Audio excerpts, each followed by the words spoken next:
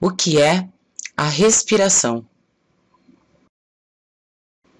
Às vezes a gente pensa que a respiração é aquele ato de inspirar, então o ar entra no nosso nariz e depois segue para os nossos pulmões, e levando o oxigênio para o nosso corpo na sequência.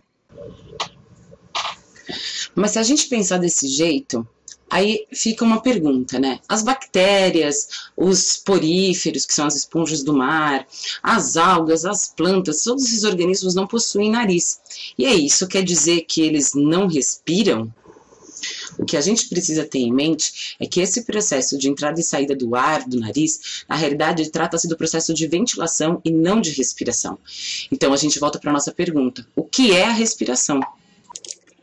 A respiração nada mais é do que um processo realizado por qualquer organismo vivo e que é responsável pela produção de energia. Essa energia é utilizada para realizar todas as reações do metabolismo. E como todo organismo vivo necessita das reações metabólicas para sobreviver, a gente pode concluir que o processo de respiração é realizado por todos, desde os unicelulares, como as bactérias e protozoários, até os pluricelulares, como os animais e as plantas. Quando a gente fala de respiração, a gente pode pensar em dois processos: a respiração aeróbia, que usa o oxigênio, que a gente conhece, e a respiração anaeróbia. Essa não utiliza o oxigênio, e essa que a gente tem um pouquinho de dificuldade de entender. Então, vamos entender a respiração anaeróbia. Para entender essa respiração, a gente tem que pensar no planeta Terra quando ele iniciou. A Terra primitiva, ela tinha uma atmosfera bastante diferente da atmosfera que a gente tem hoje. Ela tinha uma atmosfera que não possuía gás oxigênio. Esse gás era inexistente na nossa atmosfera. Bom, se não existia gás oxigênio e todos os organismos precisavam fazer energia, nessa Terra primitiva só tinha uma alternativa: fazer um tipo de respiração que produzisse energia e não utilizasse o oxigênio. Esses processos de respiração anaeróbia a gente pode chamar, por exemplo, de fermentação, é o mais comum. E a gente tem alguns tipos. A gente tem a fermentação alcoólica, que produz álcool, a fermentação acética, que produz o ácido acético ou o vinagre de cozinha, e a fermentação lática, que produz o ácido lático.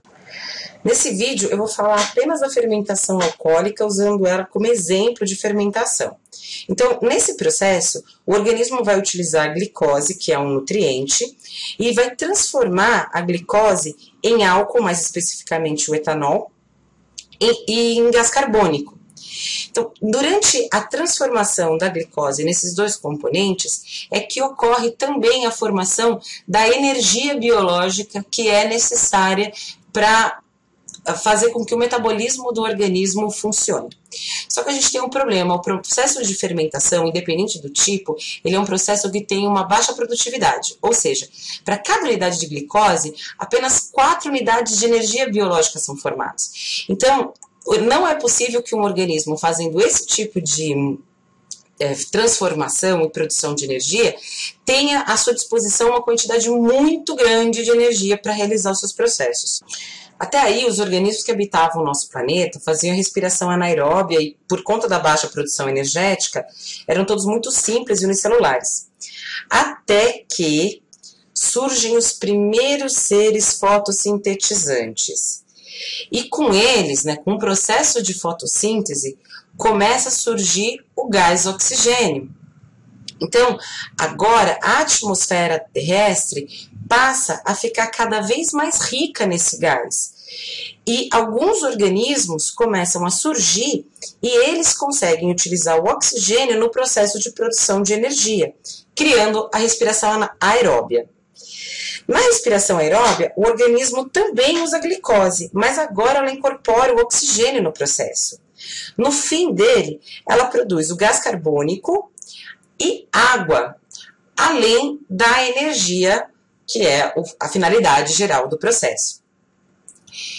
Enquanto que no processo de fermentação a gente viu que para cada unidade de glicose eram produzidas 4 unidades de energia, na respiração aeróbia, para cada unidade de glicose a gente produz em média 36 unidades de energia. Então a gente consegue perceber que esse é um processo muito mais rentoso para o organismo em termos de produção de energia. E é só por conta dessa quantidade grande de energia que surge nesse processo é que os organismos agora passam a conseguir ficar cada vez mais complexos e saem de um estado de unicelulares para pluricelulares, porque nesse tipo de organismo a demanda energética é muito maior.